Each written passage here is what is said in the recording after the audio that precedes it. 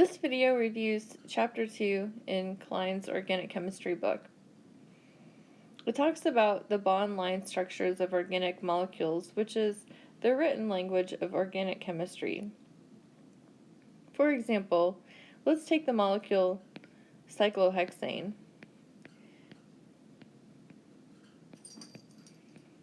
This carbon framework represents how the molecule is connected, and here we have to write 12 hydrogen atoms to describe the molecule in its entirety. And as I'm doing this, well, it's pretty tedious. Chemists write cyclohexane as a hexagon, where every intersection of two lines is a carbon atom, and at each carbon atom it is implied that unless there are formal charges, that we have two hydrogens when you see two bonds, or for 4 bonds in total. Let's take the molecule amoxicillin.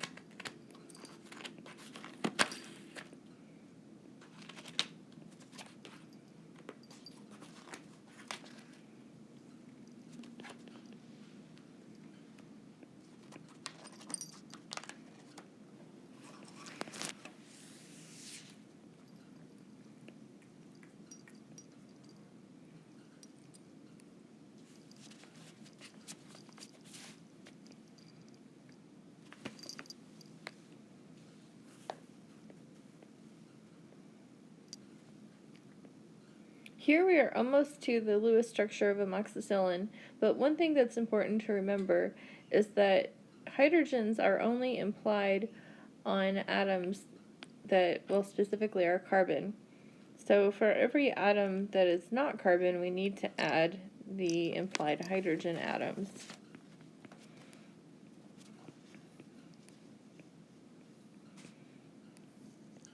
Now I want you to take a moment to add the implied carbon atoms and the implied hydrogen atoms to this molecule amoxicillin, as well as the lone pairs.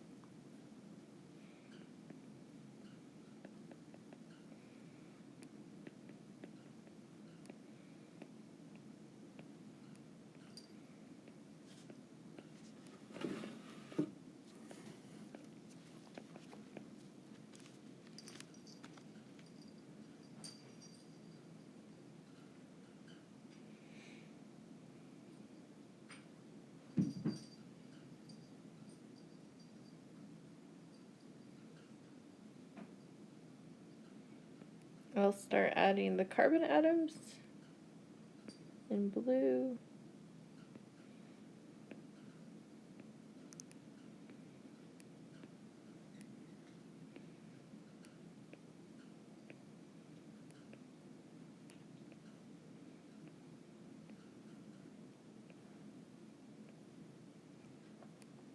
And now the implied hydrogens in green. Remember that we're looking to make 4 bonds to carbon if there's not a formal charge, and there are no formal charges in this molecule.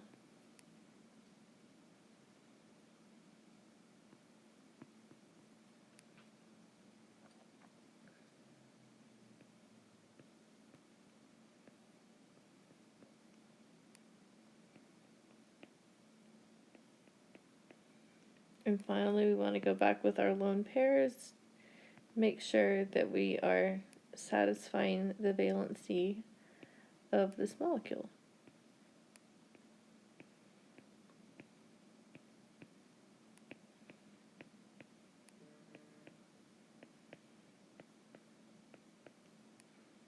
sulfurs like oxygen gets 2 lone pairs as well.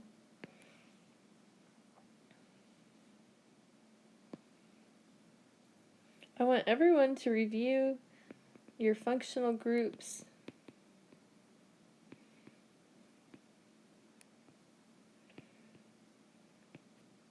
And this is in table 2.1, and if you're using the printed copy of the book, that's on page 56.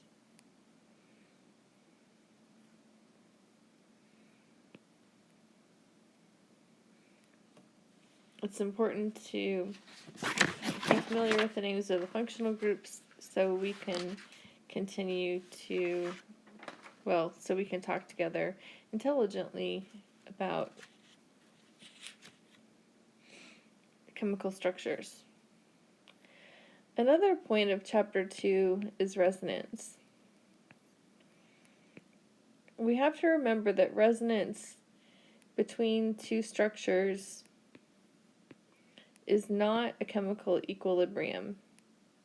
Resonance, rather, is an average of two weighted chemical structures that form a hybrid structure that is the average of multiple structures.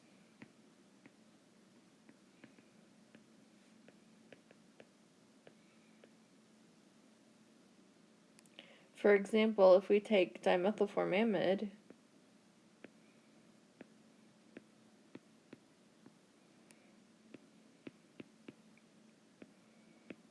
and we consider its best resonance structure,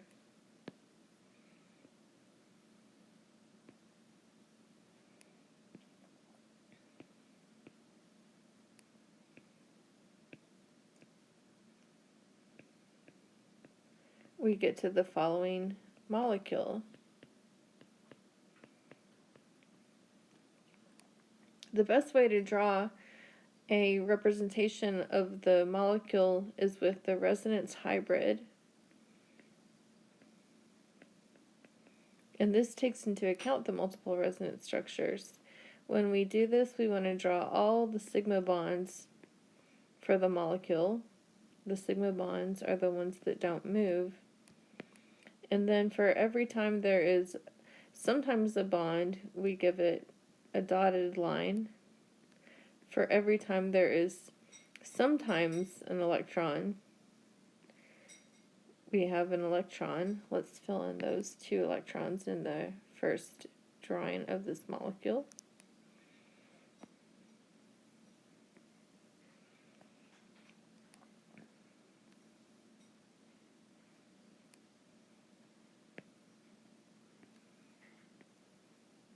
We only show lone pairs that are present all of the time, and we give formal charges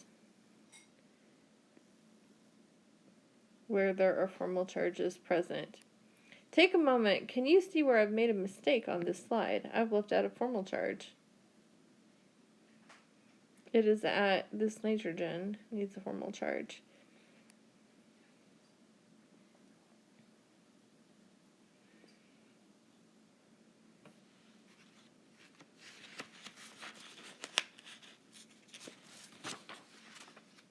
Common resonance structures.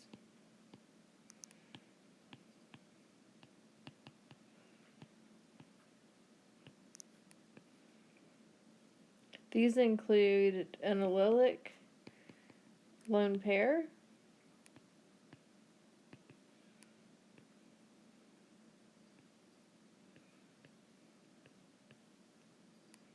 we can have an allylic carbocation,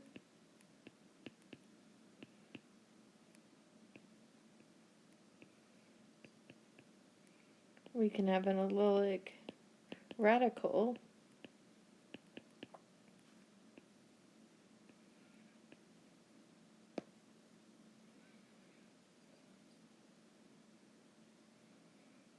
we can have a lone pair adjacent to a carbocation,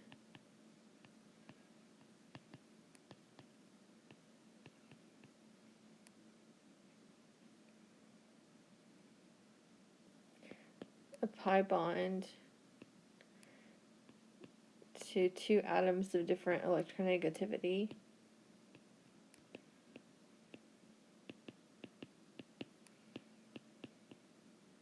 And then we can have conjugated pi bonds.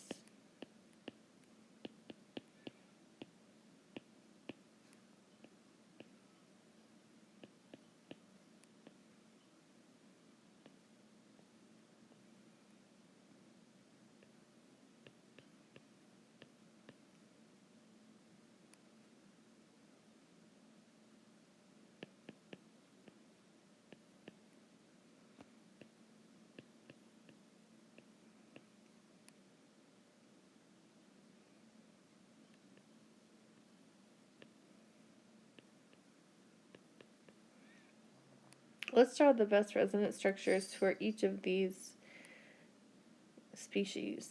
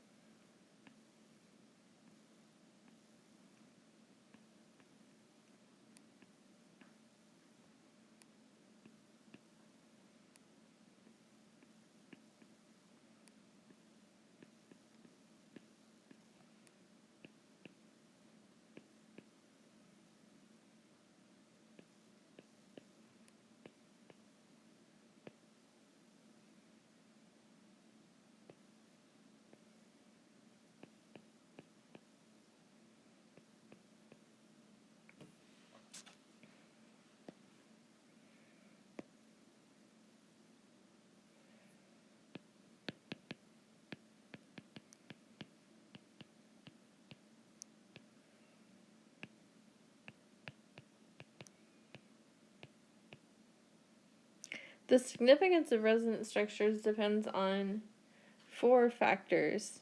One is, and the most important one, is that you have full octets, when possible, on all atoms. The second in hierarchy is that you want to have the fewest number of formal charges.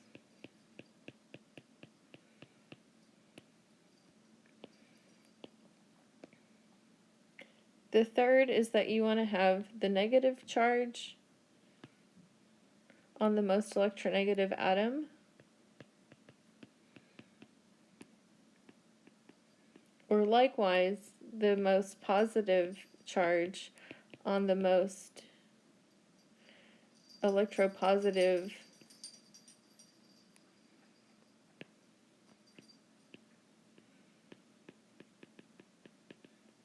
atom. And finally, if equally good, the structures continue or contribute equally.